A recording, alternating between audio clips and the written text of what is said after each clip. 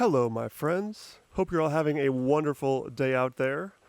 It's episode 100. Let's go. 100 episodes down. This is super exciting. I'm super happy to have all of you here with me on this journey, and thank you for all the support that you all have given me. I know a bunch of you have been shooting me Bitcoin through my website. You've been zapping me on Nostr, boosting on Fountain. Every single one of these things is super, super appreciated. Oh, and just people that share the episodes around. I mean, all of these things are so important and keep me motivated to continue building this project and make it better and better for you guys. So can't thank you enough. Really appreciate you all. And here's the next 100, man. We're going to make it even better. Of course, we're always growing, making this as good as possible, as much signal as possible. And everyone loves to do something fun for episode 100. So for me, I've been thinking about this for a little while. What I want to do is bring you guys some awesome Gen Z voices who have been taking all of these different concepts we've been talking about on the show and applying them in their lives. And I talk about this so much on the show, how we need to be boosting these voices more to get their generation on board, help them get caught up, because they are the ones that will benefit the most from this. I haven't been doing a good enough job with that. I haven't brought a whole lot of young folks on here. So we're going to start off the next 100 with 4 of them. Today we're having a carnivore. After that, we have a couple of Bitcoiners. And then we have a value for value musician talking about how she's using Nostr in the Bitcoin world to make way more money on her art. So super excited for these and for the next 100. Thank you all again so much for being here. Can't wait to continue this journey with you all and enjoy this conversation with Lucy, aka That Carnivore Nurse. It's been a little while since I've done a carnivore episode. I've kind of been bouncing all over the place, but carnivore will always be a staple of my podcast because I just keep meeting so many cool people with amazing stories and just value to share to the world. And I have a wonderful one of those people here today. Her name is Lucy. Hello. She goes by That Carnivore Nurse on Instagram. And Lucy, did you literally just create your Instagram like 3 weeks ago? Yeah. Because I just looked at your feed. It's brand new. Yeah. You just came out of nowhere. I know. And it's been awesome. So why don't you just give us some backstory on where you came from? I know that you have a mixture of medical background and now you're getting in the carnivore space. So how did that all come about? It's quite, I've been like, to prepare for this podcast, I've been thinking like, he's going to ask me like, why am I a carnivore? And I've had to really like think about like everything that got me to this point. I have notes because it's like quite a long story. And like there was a lot going on like in my life personally and then professionally. We love long stories. Okay, good, because it's a long story. Yeah. I'll try and not ramble, but we'll see. Because I had two things going on. I had my own personal health and journey, and then I had starting and training as a nurse and seeing healthcare and seeing the health of other people. And the two worlds collided and they joined. They eventually took me to carnivore. So I'll explain like myself first. I left home to go study nursing. I'm an adult nurse at 17, so I was really young. And I went to uni and it was like the classic like first year uni experience. Well, not classic actually, because it was lockdown. It was like COVID. But as classic as you can make it, just like a lot of drinking and eating really bad food and like not caring and just being like, oh, I'm just left home and I'm free. And that resulted in like a little bit of weight gain. And I was a 17-year-old me already, like I was already quite an insecure, anxious person. And I was like, no, I was freaking out. I was like, I don't want that. So I became very like, okay, I need to like cut all this out. And he's like, you know, I wanted to like, I was like insecure teenage girl, didn't want to gain weight. So that sent me down a very restrictive like period of my life. And I was like cutting out, I was like, I'm going to be a vegetarian. I'm going to do all these, I was like, you know, all these ways to restrict my food, basically. It was really, I mean, looking back on it now, it was like really disordered eating, but in the time and the headspace I was in, it was like, I was like, yeah, this makes sense, you know? We've all heard so many times that like the more plants you eat, the better. And so that's sort of what you fall back on when you're looking for a solution. I was like, I need to be like, yeah, exactly. And like really healthy and everything was like it was the recipe for a nightmare, which took me on, we'll get there. So in that 6-month period, I lost a lot of weight, but I lost a lot of muscle and I got very skinny, and it was not healthy. But in my head, I was like, brilliant, you know, like really, really like distorted thoughts. But I was just very young and like couldn't see it from another perspective. And it was weird because at the time I was like, oh, like I got what I thought I wanted, but I feel awful. Like I had no energy. I was grumpy all the time. Like my life was not, I wasn't living my life, but I thought I had reached my goals. Very disordered thoughts. And I eventually realized, like, right, you need to eat more. You're just so depleted. You need to eat more. So then I was kind of faced with that. Okay, what do I eat? How do I fuel my body? What's the best thing for me? Like, I know I was a mess. I was in a mess. I was like, I need to help myself. What do I do? So that brought me into like the diet world. And when I first started, I focused very much on like whole foods. I was always very against not very against ultra processed food, because for a while, I mean, we'll go into that place in the first place was because I ate too many. And then I went the other way. So I knew it was like whole foods were the answer. But which ones to choose was then like another whole thing. So originally I was very like carb heavy, lots of vegetables. I thought, oh my gosh, I'm so depleted from so much nutrition. I need to eat every single vegetable under the sun. I'd have like the biggest salads of like 1,000 things in. And I thought I was healing myself, you know? And I stayed in that sort of realm for like a year. And like every morning I would have like porridge and an apple. And I'd have it for breakfast, I'd eat it, and then half an hour later I'd be like ready to go to sleep. And I'm probably about 20 at this point. I'm 22 now for reference. And I was thinking like, I'm 20 and I want to sleep after breakfast. Like I thought 20 is meant to be like the time of your life. I thought it was meant to be like ready to go, you know? And that wasn't happening to me. I was really confused. Because I was eating all these like apples, porridge, like that's like health foods. So I was confused. And on top of this, you're like in the medical world, so you feel like you should be like getting this stuff. So you're like, what's going on here? Yeah, it's like additional self-guilt. It's the message that I was given, and it was my understanding, and I was so confused. And it also made me think, oh God, it must just be me.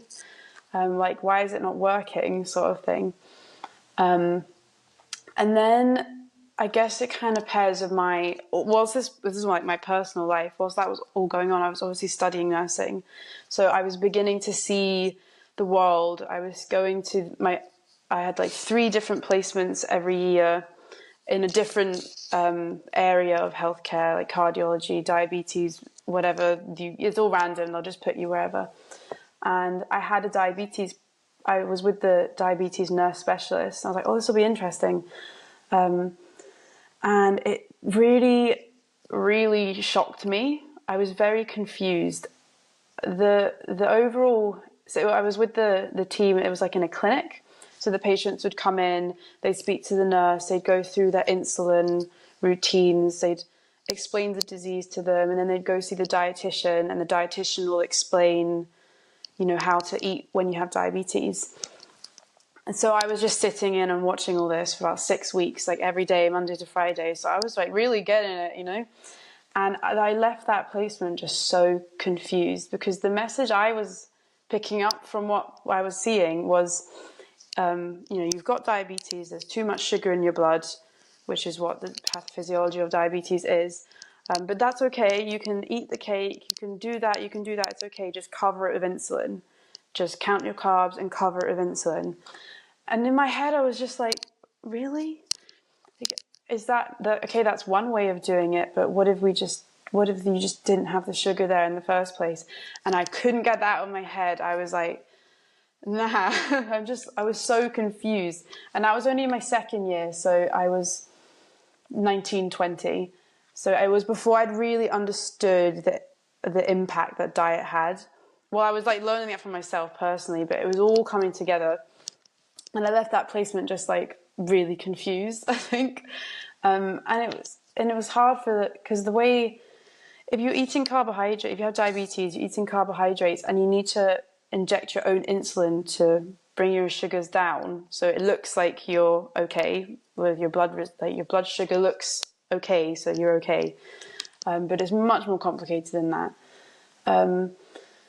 You need to count your carbohydrates. That's got to be the most classic example of how this medical system is just built to throw pharmaceuticals at absolutely everything. Potentially. You know? It's so obvious. Yeah. It's such a clear problem that is there. Where there is instead of another getting rid of the problem, solution. we just mask it. Yeah. Yeah, diabetes is a very clear one. It's right there.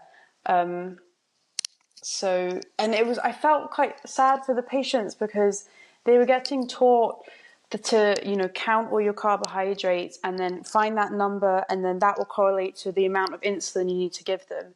And I was getting lost. Like I was like, I don't want to do that maths every time I eat something. It's hard. And I was thinking, wow, that's a really tough way to live your life. I would hate that. So, you know, I was like, there must be another way. And then, so that sort of like really sparked my interest in, also this whole time I was like, why is everyone getting ill? Like, why are there so many people? Why am I seeing so much chronic disease? And why is everyone just getting managed? Why am I not seeing anyone improve? So I had a lot of these questions going on in my head, and I became a little bit like obsessed. I was like, I couldn't wrap my head around it, because then I'm like, oh, I don't want to get ill. Like, how do I make sure this doesn't happen to me? I want to like protect my health, and all of this was going on. So then eventually I stumbled upon ketogenic diets. I think Dr. Eric Berg was the first videos I saw about it. I'm sure you know him. And he loves vegetables. That's my takeaway from him. He's very into ketogenic diet, but he loves vegetables.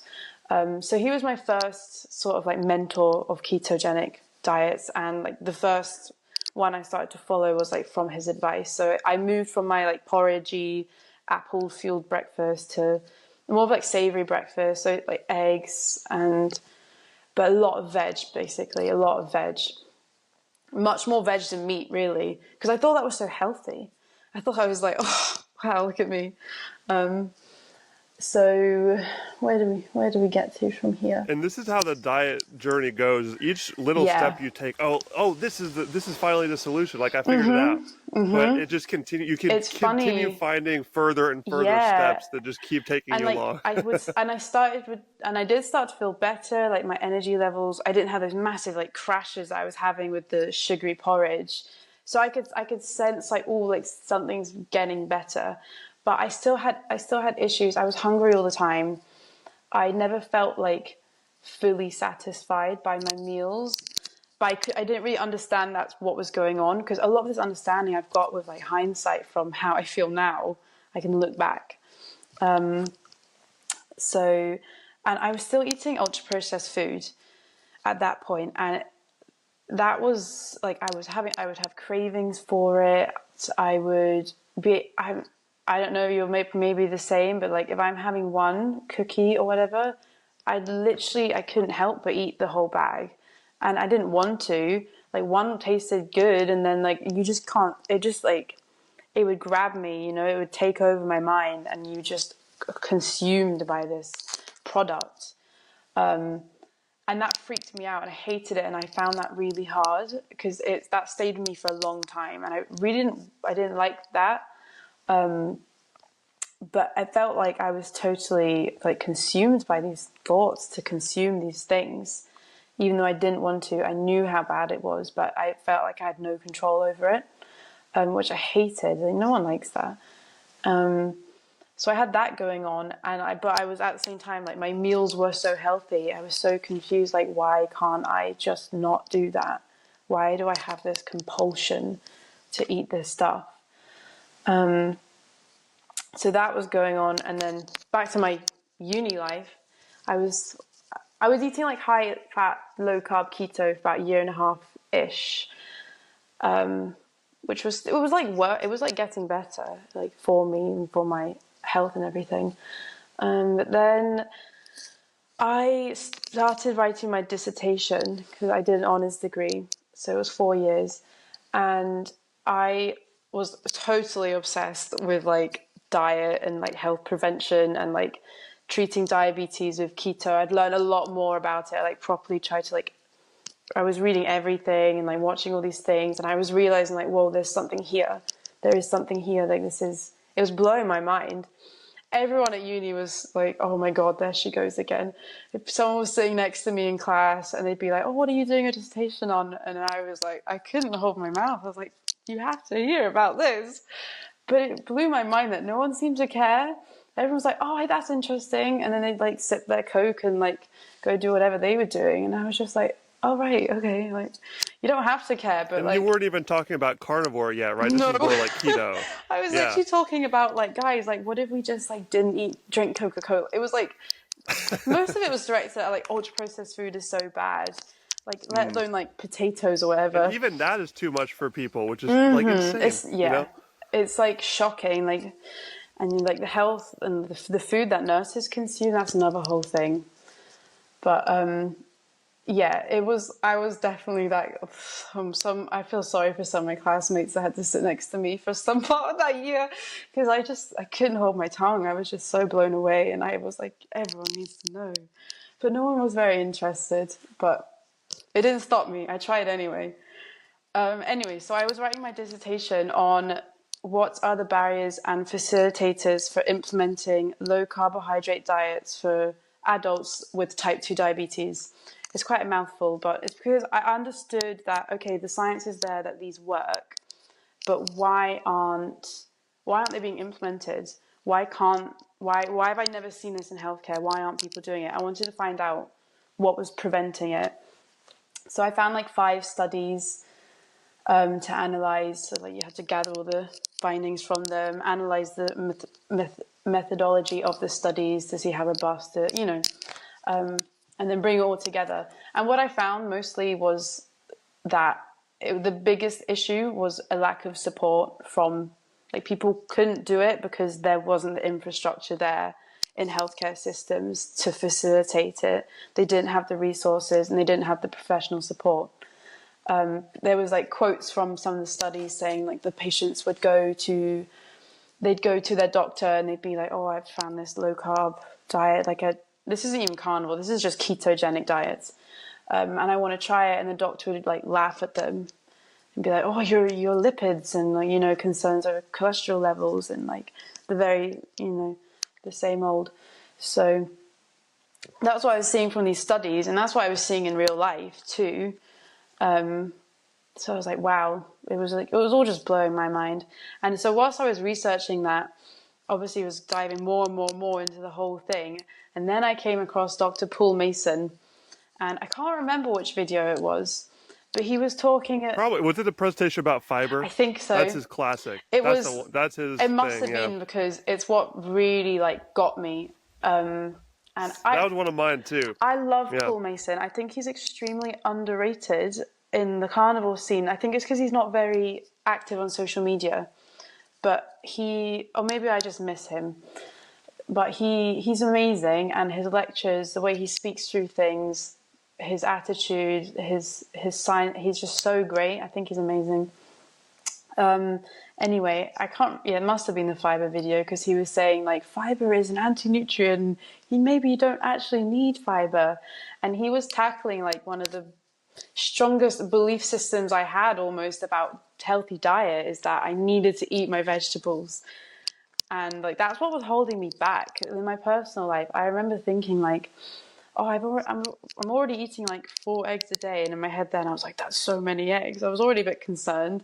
I was like, but it's okay, like I can't eat more eggs, so I need to make sure I'm eating my fiber for, like, even though my mind was like pulling me like, you want to eat more eggs, but then your like belief system is telling you that you shouldn't and that you need to eat that instead. And he really like ripped that apart. So God bless that man. So I watched that video and it just totally opened me up into the world of carnivore. And I was like, oh my goodness, maybe it's this. And it was quite unfortunate timing for my dissertation, because suddenly I had this big thing of work to do, and I could not get myself off like Anthony Chaffee's podcasts and Oh, my school, it was not good. So, yeah, I wasn't very good at time management because I just was like, I can't not learn everything there is to know right now. So yeah, that's pretty much, and then I qualified, I finished uni, I started my job, and then I still had all of this going on in my head. I was like, and realizing I was only feeling better and better and better since doing carnivore myself. I started in March last year. And wow, it was like, it really sorted me out in like every way. Obviously, it's not the be or end all of like health is right food, right sleep, right movement, right thoughts. That's kind of how I see it. But it really, I needed it so much, and I didn't even know how much until I did it. But wow, so here I am. It provides a foundation that everything else can be built on. Yeah. If you're full of sugar every day and you're stuck on a roller coaster of the crashes and the spikes like you were talking about earlier, which I was too. I just start every single morning with cold cereal and rice milk. There's that, which is not even milk. Yeah, of it's course. Watery, whatever. There's water and seed oils. Yep, it's crazy, isn't yeah, it? it's crazy. I saw oat milk today and it had sunflower oil in it, and I was like nah.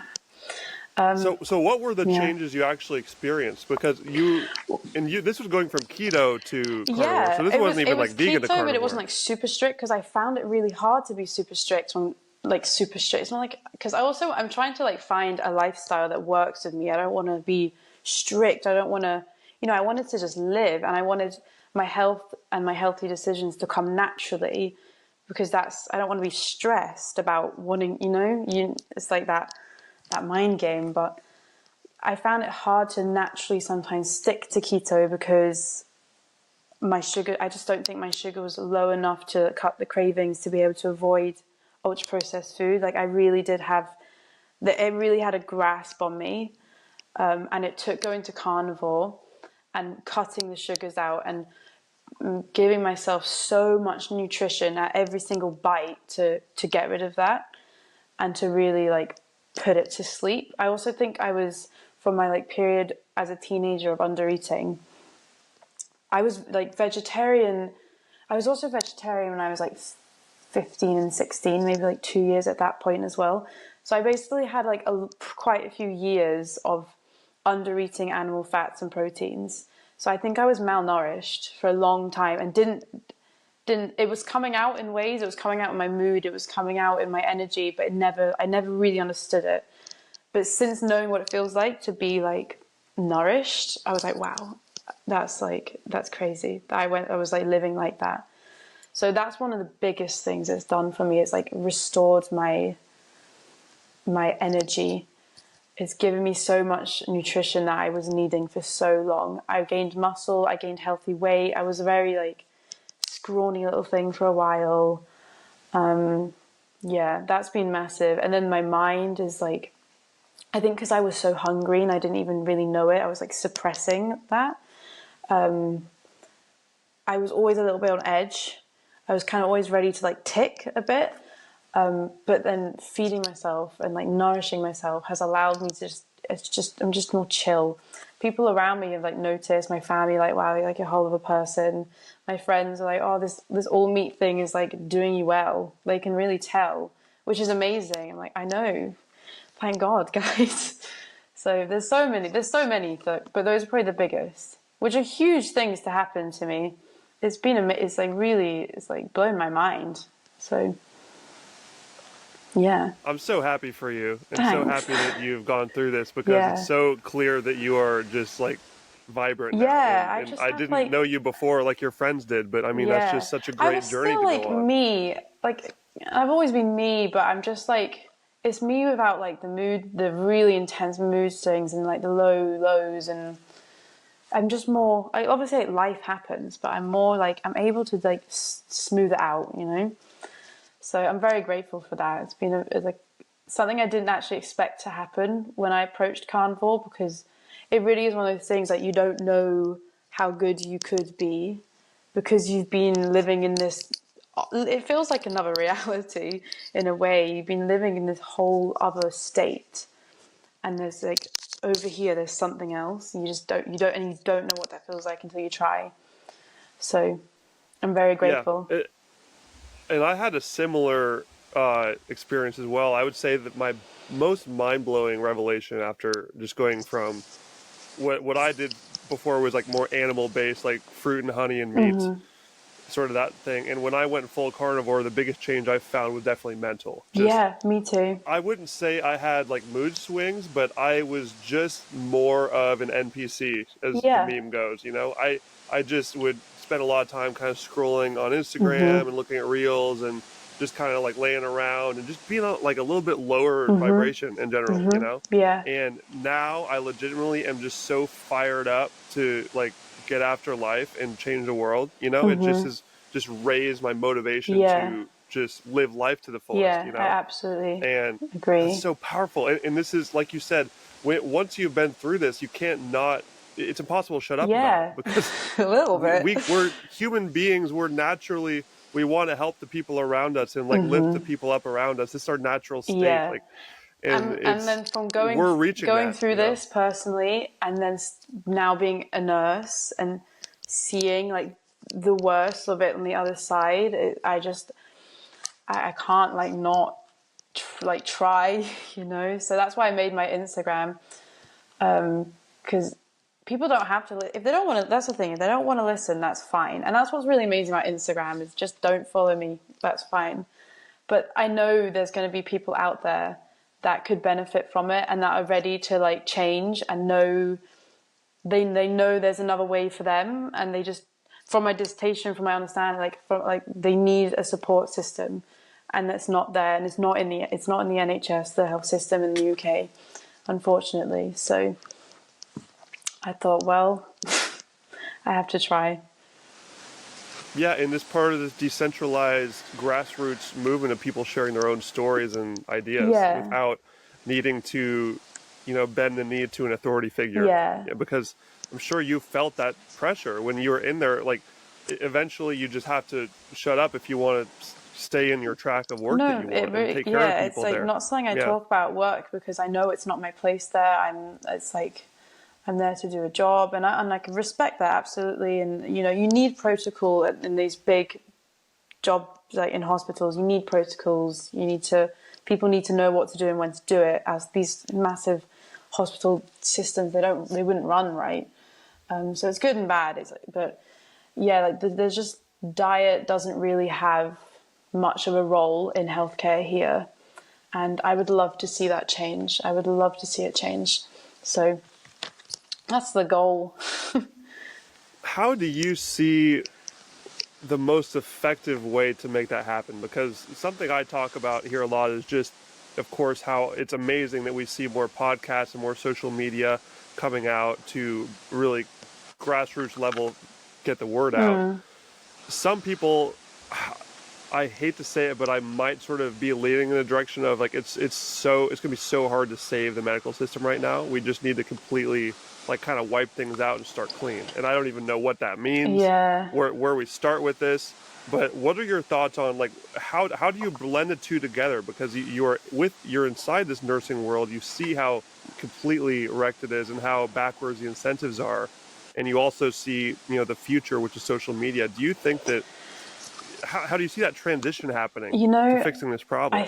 I mean, I've been on Instagram now. It's the funny thing I'll say before. I didn't have social media for like 4 years before making this account. Like, if any of my friends, when one of my best friends I've been friends with since primary school, we don't see each other much, but I saw her the other day, and I was like, I have to tell you something. Like, what would be like the biggest plot twist to happen to me? And she like jokingly said, "Oh, like you're a social media influencer." And I was like, "Girl, check this out." It was so funny. So this whole like, I don't like, to your question, I don't really know because it's so new to me. Like this whole, I didn't know where it was going to go. It was kind of like well, I have nothing to lose. You know, I'll always just be a nurse, so it's fine. You know, but this is just what I'm interested in. So if I don't even try and pursue it, then you know, what's the point? So it's all happened like, whoa, and now I'm suddenly confronted with this, oh wow, like this could go somewhere. I'm sitting on a potential opportunity to like bring this more mainstream, or like help bring it more mainstream? How do I do that? Like that question you're asking me is what I'm asking myself right now, because I don't really know, but I would love to know. But hopefully it will just, I'm hoping like time will just happen and it will start to kind of reveal itself to me as I'm kind of in this like gathering information sort of zone. Like people are contacting me and I'm able to like grasp where, because they're just the general public. And I'm obviously speaking, when my Instagram, I'm not talking from a nurse point of view. I am just a girl on Instagram that eats a lot of meat. And I happen to have a lot of insight into the medical world, but it's not medical advice. I'm just using my experience to share my life. And I hope people understand it from that point of view, because it's not medical advice. But yeah, people are still sharing their stories with me and like asking me questions. So I'm able to grasp like where everyone is, where some people are. And I'm hoping to like get a better understanding and then use that to navigate the best way to move it forwards and like potentially create something accessible for people. But I don't really know. That's the big question, really. Yeah, and it's a huge question. It's a huge and that's question. why I love asking it. Because we're all going through that together. Exactly. You know, like how is this going to happen? I don't know. And not, this is the crazy thing too. As I mentioned way earlier, I'm really trying to get into all sorts of different rabbit holes of this like broader awakening process going on around the world right now. There's so many different fields where people are realizing that every single thing they learned was a lie. Yeah. And all these different, everywhere. It's not just health. That's a big one. But, the money is a big one. I'm super into Bitcoin for that reason. You've seen that. I looked through some of your podcasts and I'm like, wow, this guy is like, he goes down every rabbit hole. I'm like, I almost feel like I need to stay away from it all, else I'm never going to leave my house. Because sometimes if I get like, if I get caught on an idea, sometimes I just got to know. And then, God. So, oh, you shouldn't say that. Now I'm going to just start sending you videos. No, please save me from it all. I don't have enough time. I think I can only do one thing. Yeah, and I mean, you have so much like track to run on the carnivore thing. There's alone enough. Because, please, no more. I couldn't do it. So here's a question. You said you've received some messages about this and some good feedback. Yeah. What would you say are like the demographics of people who you see resonating with the most on this stuff? Yeah, it's actually been a range of, age-wise, majority is probably, I've actually had a couple of young people. This is what I think is really great about my specific situation is I'm so young. And it's not common, like being carnivore is not a common thing anyway. Also being a young carnivore, I don't think is very common on like to have an Instagram, unless they're out there and I haven't found them. But so I've had younger people approach me being like, thank you so much for talking about this. There was one of them, this boy was saying like he's had the most horrendous autoimmune issues and he's been through the medical system and he had a lot of, went on every medication. I can't really remember his story. Sorry if he's listening to this. And eventually he just, for himself, he figured out that it was his food and his diet and he found carnivore and it was like the best thing that ever happened to him and he's totally restored his health. So I've had people like that reaching out, like just thanking me. Which is amazing. He's like, keep going, which is like so nice to hear. Like, because you get a lot of the other people being like, you're crazy, like you're gonna die, all this stuff. So it's nice to hear like for the people that it is gonna resonate with, like it's worth doing. What's been interesting to me as well, I've had a couple younger, mostly females, reach out and like ask me about like how carnivore and eating disorders, if they're helpful for that. And like personally from my history is like when I was growing up, like that's something I would like to like raise awareness for, because eating disorders are such a really hard subject, and one of the hardest like mental health things to deal with, I think, because, well, not the hardest, who knows, they're all like, but you have to eat. You have to approach this subject every single day. So like, what do you eat? You need to eat something, which it happened to me. And thank God I found carnivore, because it really that was the answer I was searching for. And that is not talked about in like the world of anorexia or binge eating, or and a lot of this has to do with ultra processed food addiction. So I've had a couple people like that reach out to me asking for advice, which I'm really it's good to see. But that is, yeah. And then what else? Just obviously weight loss. That's a big one. I like to say I really look at carnivore as it's like weight restoration. Like if you need to gain weight to be healthy, then you're gonna gain weight. Like I gained weight, not like crazy amounts, but and what I needed to gain, I gained. If you are overweight and you need to lose weight to be healthy, then that's going to happen too, because it will balance you out. It will put you where you need to be. That's how I see it. It's not like a weight loss diet; it's a health diet. It's not even a diet. It's just it's like just living, really. So yeah, it's been like that. And part of the reason why I asked that is because that's kind of what I was expecting you to say, and I'm glad that you confirmed my thoughts, because I do quite a bit of traveling, and I meet a lot of people from all over the world, and of course I'm always walking around with a huge cutting board full of steak, and I cannot keep my dang mouth closed, so this always comes up everywhere. And I've been gathering data over the last year or so that I've been doing this myself. I'm about a year and 4 months in on carnivore now, so I've been just kind of absorbing and people watching and figuring out which parts of the world are in the worst spot, which are the best one, how are we gonna fix this on a global scale. And I would say, from my observations, the most sucked into the plant-based vegan rabbit hole is probably European young women. Probably. I think that I almost never find people in that demographic that are open to this. They're always super, super plant-based, super, just very juices blue pill, to use the yeah. And why do you think that is? Tell me about your own experience being brought up as a young European woman, and why you think that it's so bad over there, and maybe how we fixed it. Yeah, I've wondered this as well, and I mean, it's all kind of guesswork. I don't know. I think one of the aspects is just the fact that they're young, and I think vegan propaganda is very powerful. And when you're young and you don't have the life experience to. You're more susceptible to the propaganda. Exactly. Yeah. My best friend, which is quite funny.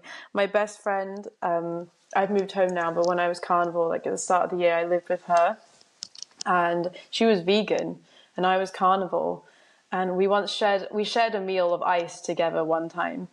It was so funny. We accepted each other's differences. I love that girl. But yeah, she watched one documentary when she was 10, I think she said, and that was her. And she was vegan she's actually not vegan now, because she was intolerant to soy, and then she was intolerant to gluten, and then she basically had no other option. She had to incorporate animal products because her body was turning against her. She needed to open up her diet to animal foods. And as we know, everyone is intolerant to these things, just at different levels. Exactly. And her body it wasn't working anymore at all. So she watched that documentary when she was 10 or 12 or something, and it really hit her. And that was her. For 10 years she was vegan. So there's that. It's just the age aspect, and then the female aspect. I think I've been thinking about that because I want to make some content directed to the females out there who think that high protein diets are for gym lads or for people looking to get bulky and get all their muscles. It's not true. You're a human being. You're made of protein and bones and flesh and meat, and you need so much protein and flesh and meat. And it's like female, male, it doesn't matter. I don't know if it's like a trend. Is it like maybe like a very feminine thing, and like cute portions of salad? I don't know. And it's also incorporated in like vegetables are good for you and la da da. So maybe there's that, but Yeah. I eat like a savage. I don't eat like the typical female. My meals are like... Well, that's what we need to change. Yeah. Because like for me personally, I have completely taken the position of carnivore is even more important for women because your hormones are more complicated. Yeah. You need to have an even stronger foundation of an optimal diet. Yep, and if we're our bodies are going to go through reproduction. You may want to have a baby. Your body is you're going to ask a lot from your body, and it's going to do amazing things. So you need to fuel it. You need to build it up. You need to get it to its best point so it can do that for you, and you can enjoy it as you're going through it. I would love to. I'm looking to make more content directed at females, because I'm lucky to like have that position. There's a lot of male carnivores online. Obviously, the steak and butter gal, she's amazing. I love her. There's not many females. What other females are there? Oh, there are some. There's definitely more there's a coming lot, out. But there's not like big. I would say just within the last year There a lot is more? when it's really started exploding as a trend. And I can shoot you some that I've been finding, because you'll I've know definitely been better keeping than an eye me. out I've had too. 3 weeks on Instagram to find all these people. So send them my way. I'd love to see them. And just skim my last podcast episodes too. I have a carnivore playlist on my YouTube channel, and just snag all the women in there. Yeah, there's so many great ones. Another one that I thought of while you were talking earlier is Stephanie Rimka, Dr. Stephanie Rimka. She is incredible. Have you heard of her? I don't know. Maybe. So she is... I might have seen a clip but not known it was her. Yeah, so she's really big on Instagram too. She has like 200,000 followers. Right. So her and Christina Matthewson, a naturopath from Australia, those two episodes on my podcast are the ones I send to the most women and most like vegan, plant-based people. Right. Because I think they do an amazing job really connecting to the female mind. Like, you are a caring soul. You want what's best for the world. I understand that. Here's why vegan isn't actually doing that for you, and why carnivore is the most consistent with nature and like how you fuel your body, like you said, and give it what it needs so you can thrive and be the most like feminine goddess possible.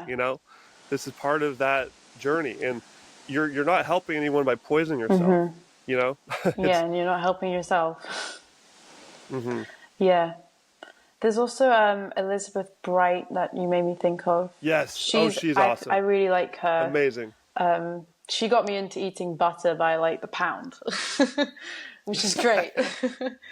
So she's the females. She has a couple of books out too. Oh, does she? I've not read those. Oh yeah, it's Good Fat is Good for Girls, I think is the title of her book. She has 2 of them though, so highly recommend checking that out if you're a reader.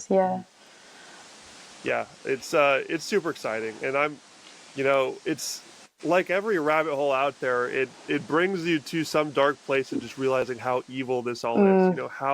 How did they manage to manipulate us so hard? Do you think it was? Do you think it's hard to know like how much of it was accidental, and how much of it, like, if any, is planned? Like, I don't know. You seem to be like big into the conspiracies. Like, maybe I'm a little bit naive and like they didn't mean it. They didn't mean it. They just thought, like, maybe I'm like naive like that. But obviously, I know like some things are going to be quite clearly like the wrong motives. But why I think that is because here in the UK, like the healthcare system is free to access. So there's big losses to make in terms of like the taxpayers' money and stuff. So like why not try and make the healthiest population and like decrease the revenue that's going into the NHS, because it's insane. It's crazy the amount of money that these chronic diseases are taking. when maybe they don't have to. So it's hard to know like how it happened here. I feel like America is slightly different because it's private healthcare. Private healthcare is a little bit scary.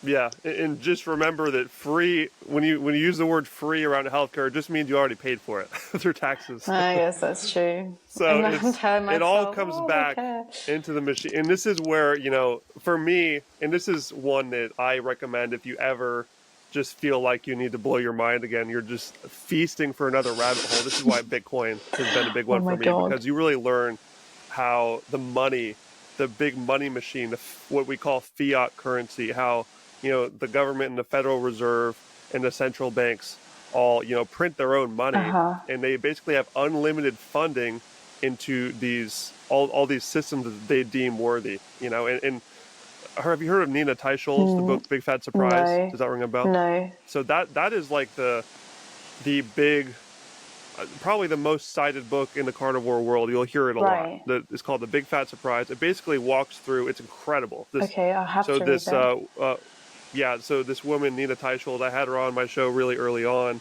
and she basically is just a stellar journalist, went through the entire story of how we got to where we are today with the guidelines and the USDA food pyramid. I mean, that's crazy. I definitely agree that's crazy. Like, learning about that history was mind-blowing.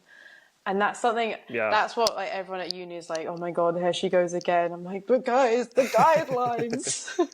You have to hear about this. It really was like shocking to find out that sort of stuff. And it's shocking that that they're still there now. Whoa. And the reason why they're here now is because they are connected to that money printer that the banking system has. They have unlimited funding because these pharmaceutical companies no longer need to actually provide a service that people want to buy. They just need to make connections within the government so they can have access to unlimited funding, and they can elbow the lobbyists to, ban everything that doesn't work in their favor. So it's really like a nasty system of how can we get the most people like forced to use our, pharmaceuticals in certain situations, and forced to have our terrible, crappy food, which, all the public schools and the prison system and the hospitals all are connected straight to the government guidelines. So if these food companies are able to lobby hard enough to the government to have this crap in their guidelines, they have a huge customer base built in automatically across the whole country to the most susceptible, sensitive populations of people. It's so sad. It's evil. It is. It's really, really evil. But like you said, I'm the biggest tinfoil You hatter are. you'll ever find. But even I would say it's a mix of things. It's a mix of things, because, I wouldn't even say it's simply just a bunch of, billionaires in suits and cigars in a dark room planning this. I think it's mostly just that there are a lot of different groups that have the correct incentives to want to keep this going because they're just making money and gaining power. Yeah. And so they're all working independently, but they have the same goals. And those goals are enabled by having unlimited printable money, which is why Bitcoin to me is a huge deal, and why, my second round I did on Anthony Chavy's podcast, I basically rambled about Bitcoin the whole time. Did he like that? And he hasn't published it yet. Do you think he will? He is a total Bitcoiner at heart. He just doesn't know it yet. And I will tell you someone who also is Ken Berry. Is he? Who you probably follow. Yeah, oh yeah. I love Ken Berry. He's definitely a Bitcoiner, and he's you probably haven't heard of Nostr. Does that ring a bell? Nostr. Oh man, I have so many rabbit holes to bring you into. So this is a social media network, which is completely decentralized in the same way that Bitcoin is. And Ken Berry is on there right now. It's basically a place where you can send each other Bitcoin for your posts, and there's no centralized CEO structure. So this is something I'm super excited about, and you would absolutely thrive there. I highly recommend you check it out because you can just start posting and start earning money for it. I can help you out with that anytime. Yeah, the thing is, I'm like only just learning how to use Instagram. I'm like really like Bitcoin. I would need someone to hold my hand because I don't understand it at all. I'm really like, actively like not given attention to it because it's like too much for my mind. I don't know, maybe I'm, and you're so busy. yeah, that too, but and if you've gotten to like what 4,000 followers on Instagram in a few six and a weeks, half that's in like amazing. just under a month. That's so cool. Like you Yeah. should continue running on there and just That's not what I even. think. I don't think I have Yeah. time for Bitcoin right now. I mean, I'm a Yeah. full-time nurse. Oh, I'm just planting seeds here. I know We're dropping little seeds in your you're brain. trying to do a thing Yeah. on me. Yeah. But yeah, that's amazing. And obviously Instagram has a massive audience Yeah. of people There's that, are looking for solutions and stuff like this. So I think that's a great place for you to be right now. Like right and now just it's continue definitely running with it. working for me. So I'm just gonna I'm gonna see where it goes. I don't know. This whole thing is like, we'll just say yes to everything and see what happens, sort of thing. So Yes, I love it. I love it. That's so exciting. I'm so excited for thank you, you. and so excited that I came across your video. And the one Which that I one did found you first find? was I think it was the one where you were walking through the store and you're just saying, "Why is it so hard to find real food?" I got a lot. It's so good because you're literally walking through. I can like kind of break it down for people. She was basically just walking around the store, like looking all over. All of it is crap, and you have to like go ask where are the And that eggs, actually and it's happens. like hidden away in this little corner of Yeah. this like dusty I shelf. walked into that shop with the sole intention just to buy eggs. I knew what I was doing. Like most people walking into a shop like, oh, I'm hungry, what should I eat, sort of thing. But I was there for like, I want eggs, and then I want to leave the shop. And I could not find them. And I was like, am I like getting fooled? Are they just not here? Are they out of eggs or something? And I had to ask the woman, and they were tucked away right in this aisle under all the seed oils and like surrounded by a bunch of like plastic, ultra processed food. So like, this is content. This is crazy. Why am I asking where the eggs are? But I got some. It's funny that when I was editing that video, the first shot is me walking in, and the fruit and veg and like bananas are there. Like right there, and I was like, oh, do I edit out the fruit and veg? Because I knew I wanted to put like, why is all the like food fake in the shop as the title or something. But I was like, no, this is a subtle like carnivore dig right now, so I'm gonna leave. This is a level 1. Yeah, this you gotta is like stay level 1 for now. Later on. Later on, you can tell them how all of those fruits and vegetables are heavily bioengineered over thousands of years of farming to make them full of sugar. Exactly. That's the next step that people aren't ready for yet. That's what I thought, but I was like, you know what? I'm just gonna have to do it, and like I'm gonna have to say that this banana's not real. So I did, and I got some sticks. Some guy was like, "Oh, she just walked past all the vegetables." Ha ha ha! I'm like, "Yeah, I did." That's where I think I replied like, "Damn right," or something like that. And then it was it started this whole like thread of like, but yeah. My favorite videos to share with people are just a slideshow of side by side fruits and vegetables of just 500 years ago versus today. I've seen some of those, those and are powerful. And it makes you think like, how much sugar are we meant to be consuming? Not a lot, or none. So, yeah. And it just blows up this notion that these things are natural and made in nature. I guess it's interesting though. People like that on the other side then come back and be like, oh yeah, but like, what about the animals that you're having now? Like they've all been bred, and like the size of the chickens now, which is true as well. But I don't know. What would you say to that one?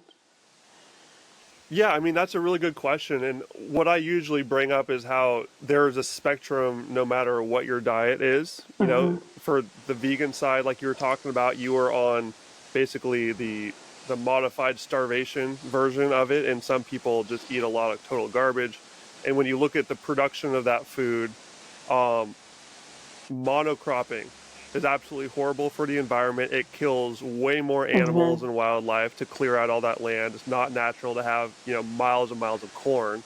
So from just an environmental standpoint, you would need that to scale up vegan diet. So veganism is already worse for the environment, and they have to cover it with glyphosate, which is terrible for your health and killing all the bees and the insects, and sort of comparing that. So with that basis, I then bring it back to like, okay, carnivore. There's good and there's bad. Like I would say absolutely agree that the factory farming and, all the, hormones that are getting pumped into these poor animals is absolutely terrible. It's terrible. And I personally, that's one of the reasons, like for my personal eating habits, I stick with pretty much beef only, unless I'm somewhere where I have good access to a farm where I know these chickens and pigs are treated So very do you well. not eat eggs? I do, but I get But them from a directly from a farm? farm whenever I can. Yeah. Yeah, so I'm back home in Washington State, USA right Right. now, and there's a wonderful farm close to my place that I know has wonderful happy chickens, and so I eat tons of eggs with them. That's And good. whenever I'm traveling, I look for the pasture raised, and you know better than anyone, just like the words that they use on the egg boxes are notoriously confusing. But just to like wrap up that thought is yes, like there are bad things happening in the meat production as well. We definitely want to fix those. That's a very high priority. I try to have as many regenerative agriculture proponents on my podcast as I can to like help push that because we need to make it better. Yeah. The factory side of things is not good, and I just tell the people who have watched those vegan documentaries where it just shows like these horrific, scenes in these factory farms. It usually takes years for them to find enough footage to me even make that because it's so rare. Yeah. It really is rare to find like horrific conditions like that. But it is out there. It certainly is happening, and it's up to us to definitely stop that as Yeah. well. We need to be real about the situation, not pretend that everything's perfect Yeah. as carnivores. We need to be honest that this is a problem that needs to be fixed and continue spreading the message and supporting those small farmers, shaking our farmers' hand, and moving that needle as well, because that is the ultimate end game when we have like regeneratively raised Accessible livestock and meat. food. Yeah. Yes. And which it can absolutely be done at a massive scale. Like that's a huge lie that like this could never be scaled up for enough people. Like it absolutely could. I eat like, 2 cows a year, and that's like more than most people. And so like if you just think about how much land we have available to us in definitely in the US, and I'm sure, there's tons in Europe as well. Yeah. I definitely tell people listen to Joel Salatin talk for a while. He I've not is the heard of regenerative him. agriculture man. Oh, he's amazing. I had him on my podcast as well. He basically put regenerative farming on the map on Joe Oh, Rogan, wow. and people really got into his message. And he That's does a good. great job explaining the actual statistics and the numbers of how this would happen. And we need to make that happen for sure. But once we do, we're going to have the healthiest food, the happiest animals, The healthiest and the healthiest people. humans. Everyone's going to be happy, and those animals, like the motto that I really enjoy is that they have one bad day in their life if we're doing the right thing, which is even better than when they're in nature. So they will be happy animals, happy humans, happy world. That's a very long-winded answer that I would give to your question. You answered it. I think it's hard though, like, because part of my message right now is like, because I absolutely agree that like from the farm meat and eggs and with the right welfare is 100% the way to go. But I think some of my message is that but all you can do right now is what you can do right now, and if you can't afford like the best quality meat and the best quality eggs, like I started Carnivore as a student, there was no way I was affording anything better than what was out of Lidl, and that was just my reality. So I think it is still important to like still meet yourself where you are, but know where you want to go. Like aim up, like aim to do that. But if you can't do that right now because you live in life and you don't have the money, then you have to just do what you can. I'm really glad you added that because that is really important. And it's and really I forgot important to include that there. especially when I like for the people I've met through nursing and like the sort of people that I see that could benefit from carnivore the most and like cutting out all the awful food and really like giving their body that sort of nutrition, like that they're shopping in Lidl, like they don't have other options.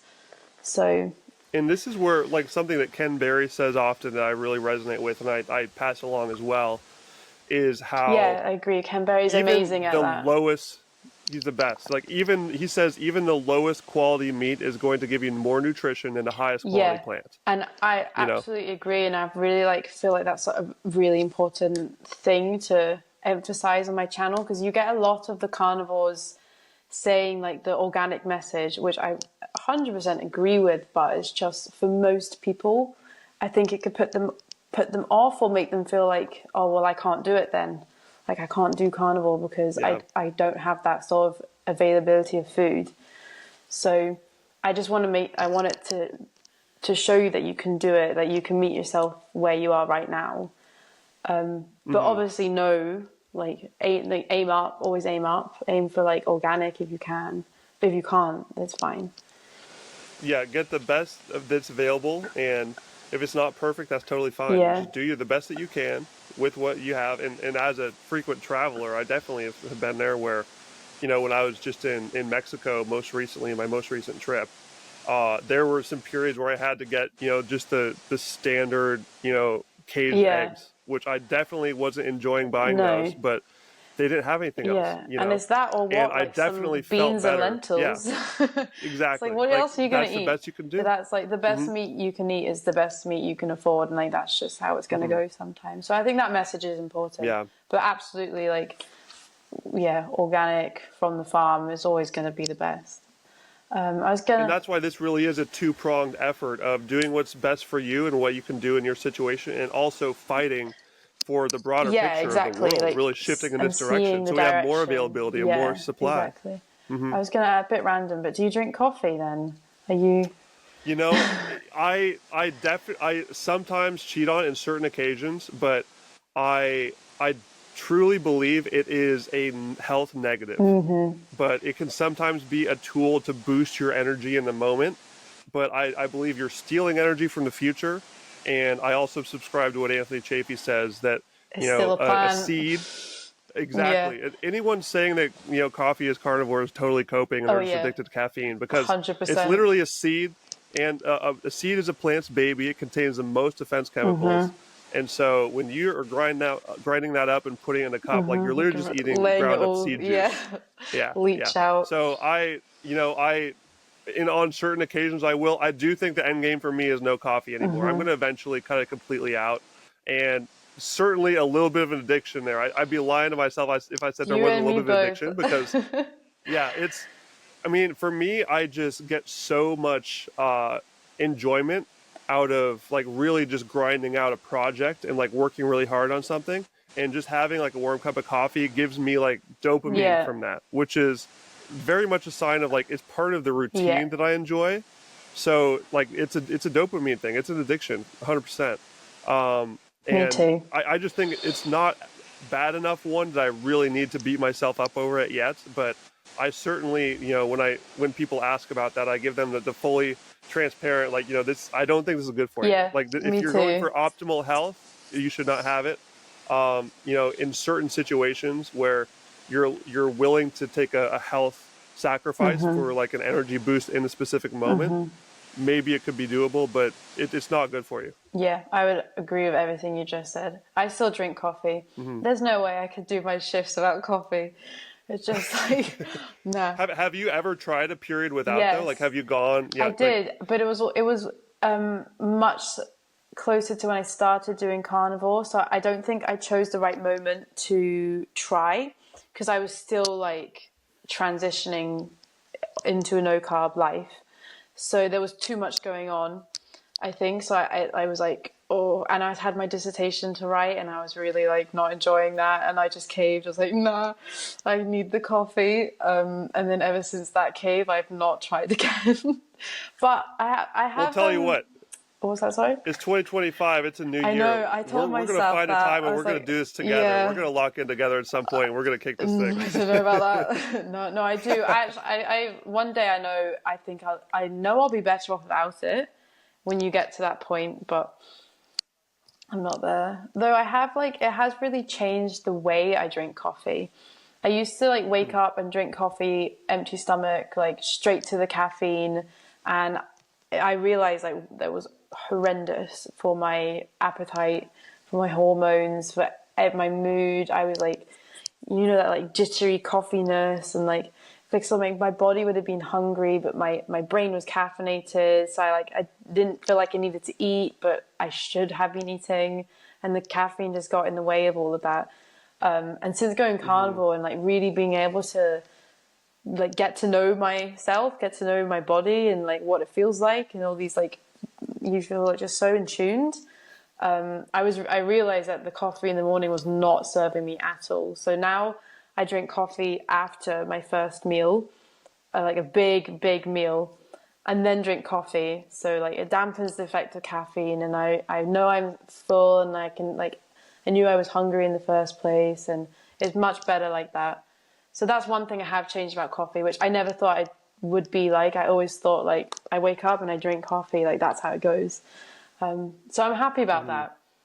So there is future change, but I'll take that for now. And I think this is the most important thing. And I talked about this with fellow Brit, Ali, Carnivore Ali. You know him, right? I love him. He's so sweet. He's amazing.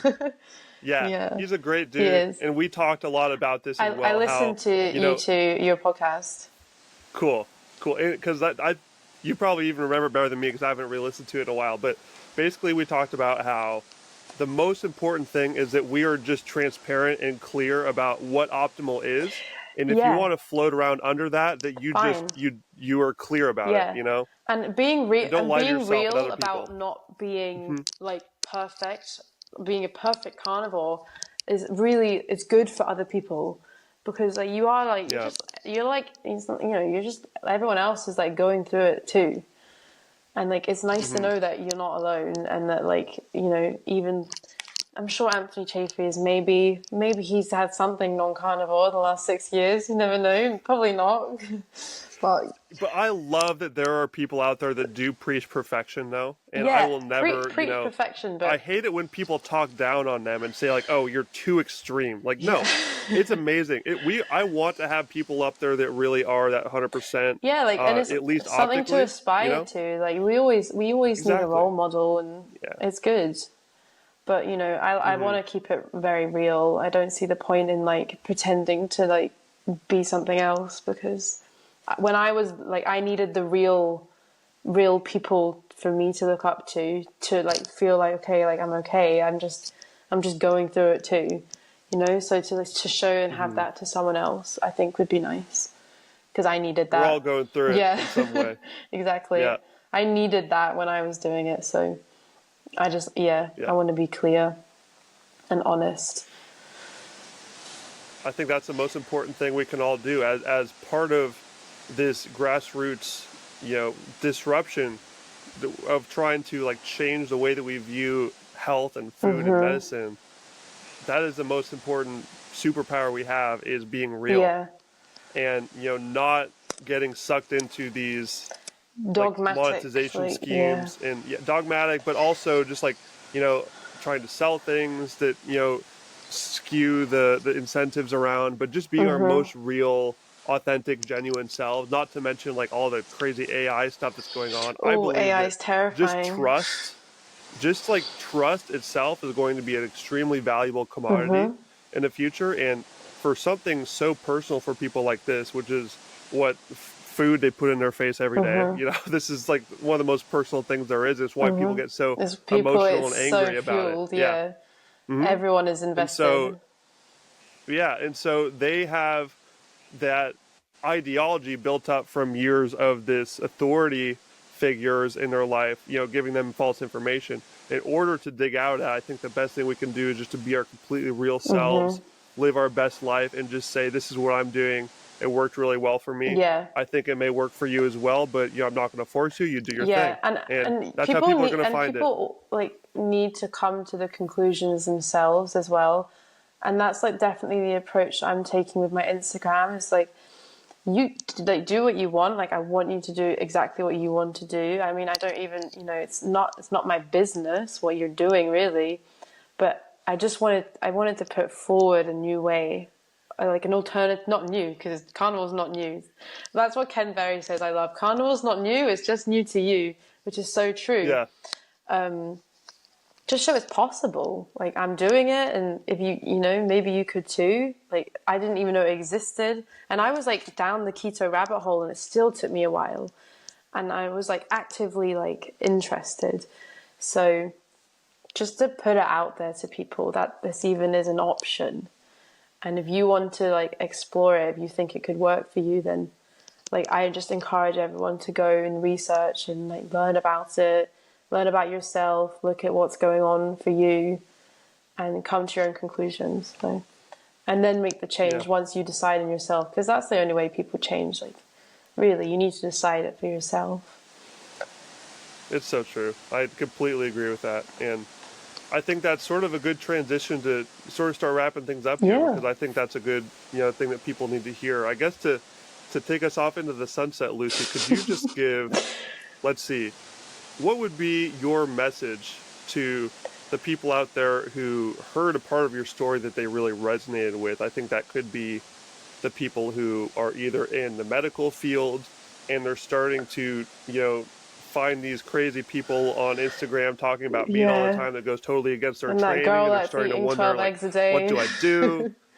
They're starting to think, oh man, these people have some good points, but like everything I read in my textbook was wrong. And, like we also mentioned, all the young women out there who are, have this ideology built up and are starting to perhaps open up to new possibilities because either their health or, the things that they're seeing around them just aren't adding up. What would you say to those people?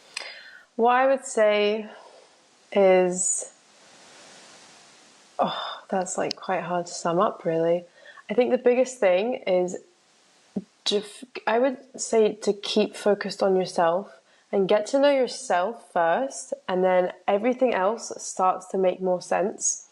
A lot of the problems that happened with me is not realizing what things in my life were false beliefs and which ones weren't. And I didn't say this earlier, but when I initially went carnivore, I also started meditation. And those two together, wow, that's like a potent combination. And it really allowed me to get to know myself and work through like thought processes and things that I held as the truth for so long, blindly. And then it suddenly would just dawn on me when I was like watching these thoughts and just paying attention to them all, that they're just not true. So once you know yourself and you can start to understand like why and how you think certain things, you can then start to look at the world like that too. And then the truth will just come out, I guess. That's all I have to say about that one.